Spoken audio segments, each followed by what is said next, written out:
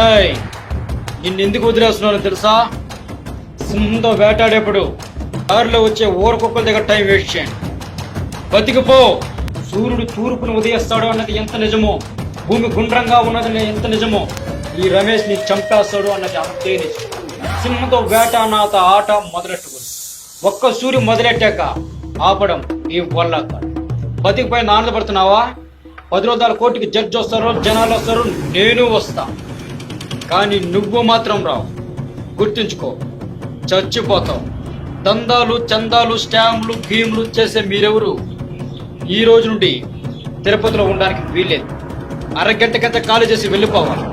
నేను ఏదైనా ఒక్క సూర్య చెప్తాను, 2 సూర్య చంపేస్తాను.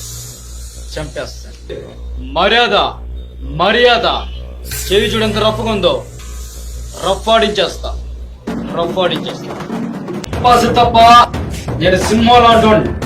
అది గెడ్డం గీసుకోలేదు, నేను గీసుకుంటా. మిగతాదంతా సేమ్ టు సేమ్. అయినా లాస్ట్ కొంచెం మంది అయితే దానికి వచ్చే కిక్కే వేరప్ప.